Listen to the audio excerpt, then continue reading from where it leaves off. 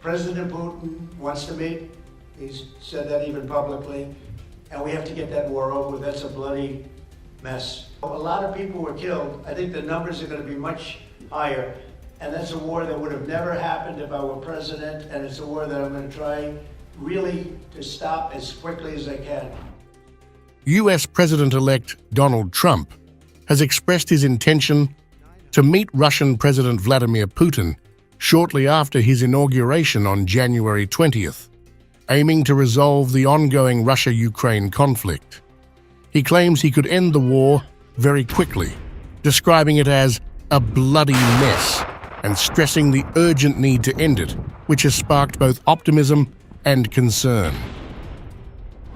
So, a big part of the problem was Russia for many, many years, long before Putin said you could never have NATO involved with Ukraine. Now, they've said that. That's been written in stone. And somewhere along the line, Biden said, no, they should be able to join NATO. Well, then Russia has somebody right on their doorstep, and I could understand their feeling about that. But there were a lot of mistakes made in that negotiation. And when I heard the way that Biden was negotiating, I said, you're going to end up in a war. And it turned out to be a very bad war. And it could escalate. That war could escalate to be much worse than it is right now. They can never join NATO. Well, my view is that it was always understood. In fact, I believe that they had a deal, and then Biden broke it. They had a deal which would have been a satisfactory deal to Ukraine and everybody else, but that Biden said, no, you have to be able to join NATO. Trump's remarks have raised alarms within the Biden administration. US officials, including Defense Secretary Lloyd Austin, warned that reducing military support to Ukraine could embolden Russia and lead to further instability, provoking more aggression that would destabilize Ukraine and the international community.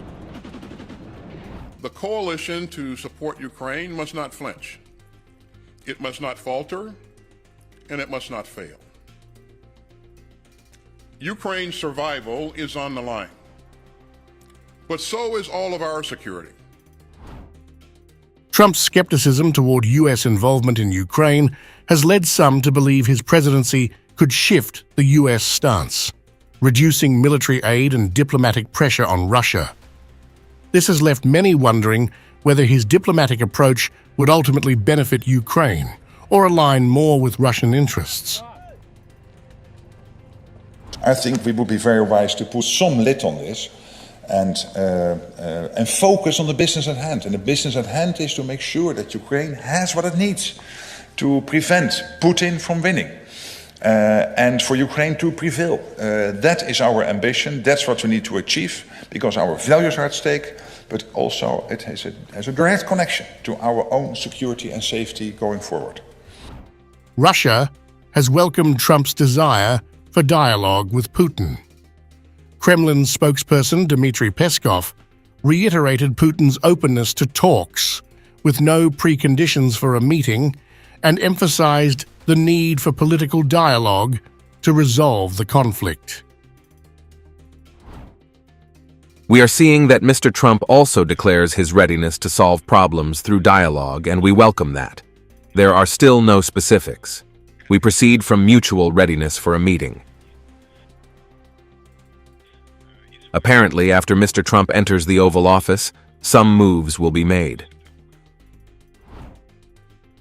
Peskov also acknowledged growing differences among Western allies over military assistance to Ukraine.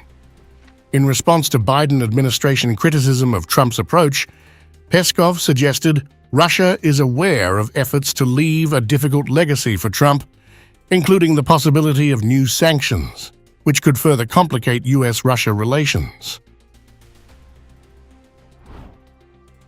We are aware that the administration will of course try to leave a difficult legacy in bilateral relations as possible for the incoming Trump administration and his team. And in line with these efforts, it's quite possible that another round of sanctions against Russia could be introduced.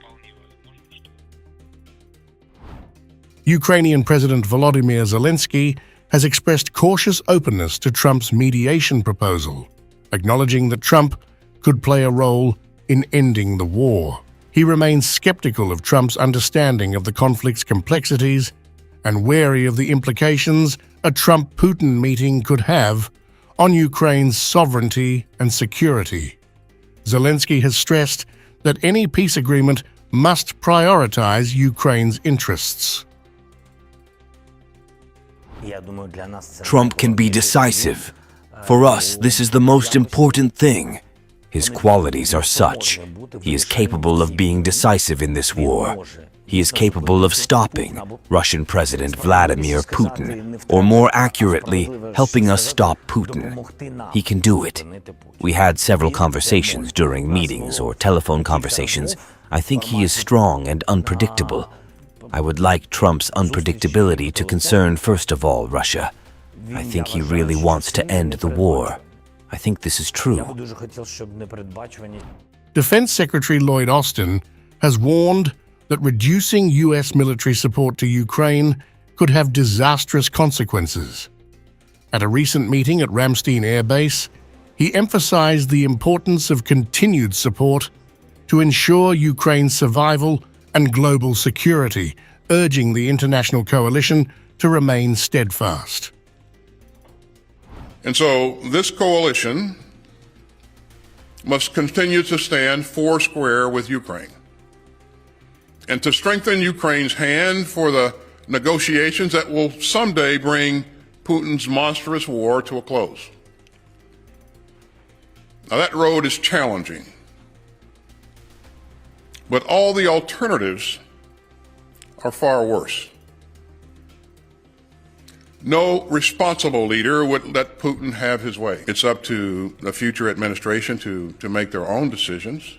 We want to make sure that we've done everything we can to ensure that, we're continuing to support, to provide, and they have the options to go in whatever direction they want to go in. The uncertainty surrounding Trump's foreign policy has left NATO allies and U.S. military officials on edge. While Trump's desire to end the conflict quickly may present an opportunity for peace, his stance on reducing military support has caused concern among those committed to Ukraine's defense.